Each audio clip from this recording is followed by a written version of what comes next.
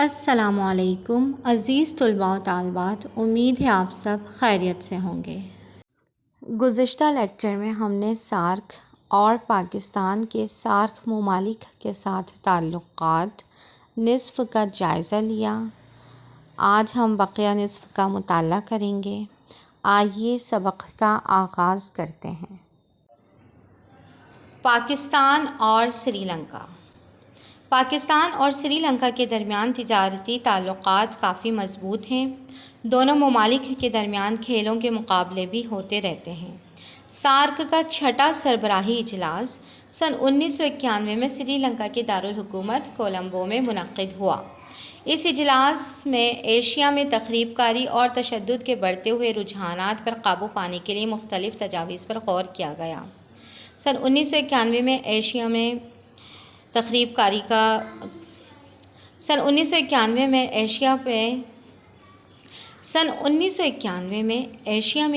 کاری اپنے عروج پر تھی اور ایشیا کے مختلف ممالک کو دہشت گردی کا سامنا تھا۔ تو اس لیے اس اجلاس میں ایشیا میں تخریب کاری اور تشدد کے بڑھتے ہوئے رجحانات پر قابو پانے کے لیے مختلف تجاویز پر غور کیا گیا۔ اس وقت پاکستان کے وزیر اعظم میاں محمد نواز شریف تھے۔ پاکستان کے وزیر اعظم میاں محمد نواز شریف نے اس خطے میں پائیدار امن کے قیام، اقوام متحدہ کی چارٹر کی پابندی اور ایٹمی ہتھیاروں کے خاتمے کی تجاویز دیں۔ سن 1998 میں سارک کا 10واں سربراہی اجلاس، یاد رہے سری لنکا میں چھٹا اور 10واں سربراہی اجلاس ہوا ہے سارک کا، سری لنکا کے دارالحکومت کولمبو میں منعقد ہوا۔ اس اجلاس میں بھارت کے وزیر اعظم اٹل بہاری واجپئی اور میاں محمد نواز شریف کے درمیان ملاقات ہوئی، جس کی بنا پر واجپئی نے لاہور کا دورہ کیا۔ سارک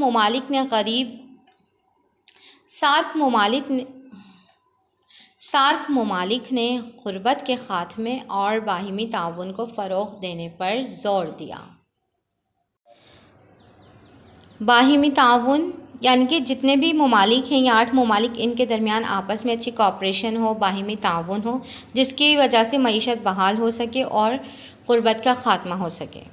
پاکستان اور سری لنکا کے تعلقات میں کافی گرم جوشی پائی جاتی ہے۔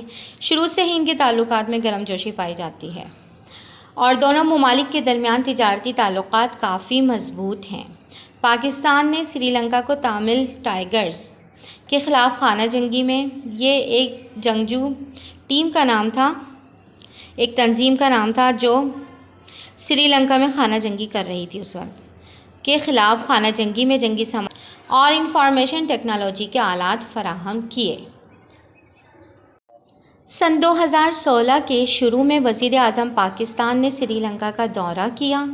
اس دوران دونوں ممالک کے درمیان دفاع، سلامتی، انسداد دہشت گردی یعنی کہ دہشت گردی کی روک تھام، تجارت اور سائنس اور ٹیکنالوجی کے شعبوں سے متعلق کئی معاہدوں اور مفاہمت کی یادداشتوں پر دستخط ہوئے۔ پاکستان اور سری لنکا کے درمیان انتہائی قریبی تعلقات ہیں۔ دونوں ممالک ایک دوسرے کی سالمیت کا نہ صرف احترام کرتے ہیں بلکہ ایشیا میں امن کے حوالے سے یکساں مواقف بھی رکھتے ہیں۔ پاکستان اور نیپال۔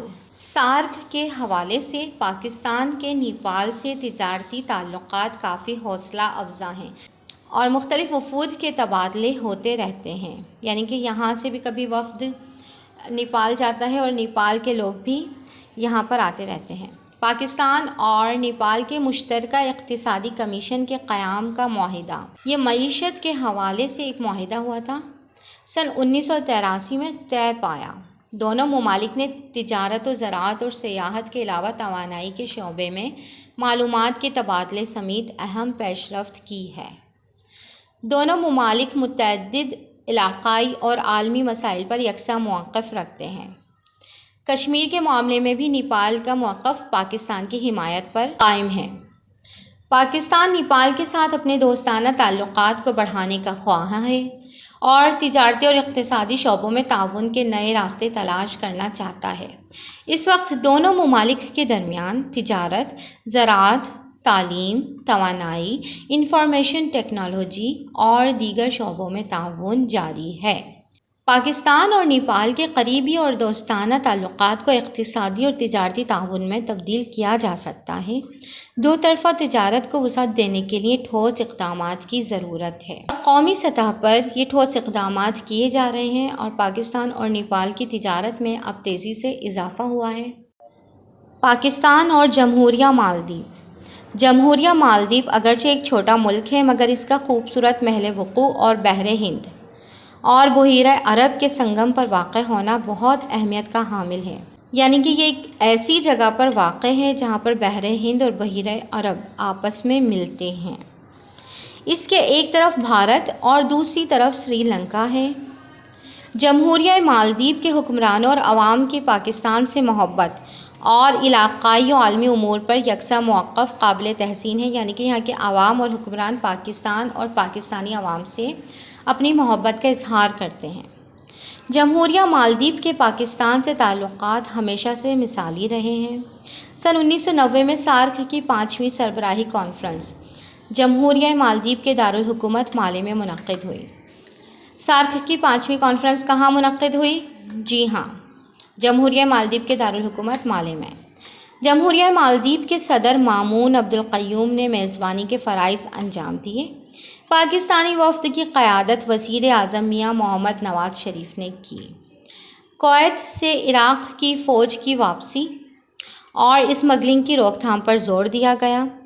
یہ اس 5ویں سربراہی کانفرنس میں زور دیا گیا کہ کویت سے عراق کی فوج کی واپسی ہونی چاہیے اور انسانی اسمگلنگ کی روک تھام ہونی چاہیے۔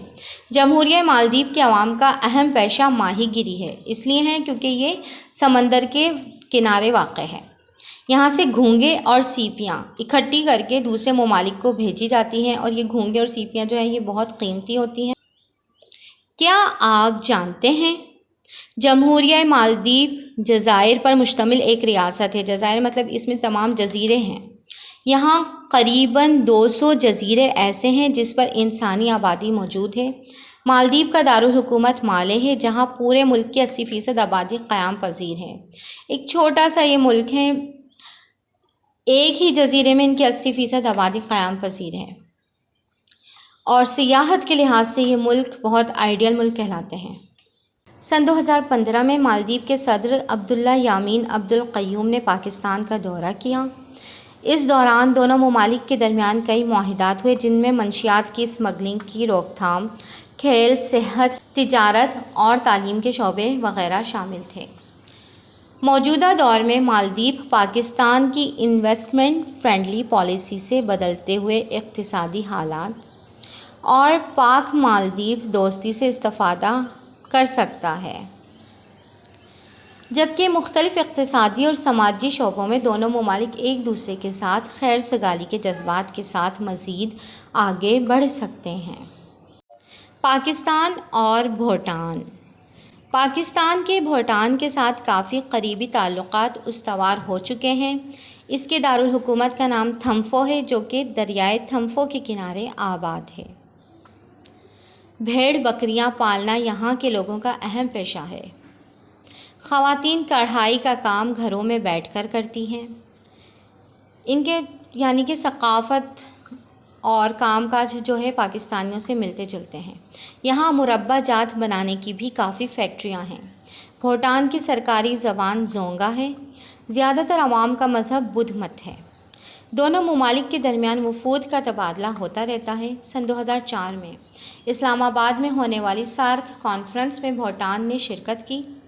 اسی سال پاکستان کے وزیر اعظم شوکت عزیز نے اپنے وفد کے ساتھ بھوٹان کا سرکاری دورہ کیا اور باہمی دلچسپی کے کئی امور پر بات چیت کی۔ بھوٹان نے سارک کی سرگرمیوں میں ہمیشہ اہم کردار ادا کیا ہے۔ مارچ سن 2011 میں بھوٹان کے وزیر اعظم نے پاکستان کا دورہ کیا اور پاکستان کے وزیر اعظم یوسف رضا گیلانی سے دو طرفہ تعلقات پر بات چیت کی۔ اس دوران میں اقتصادی ترقی، سرمایہ کاری، تجارت، تعلیم اور ثقافت کے حوالے سے مختلف یادداشتوں پر دستخط کیے گئے۔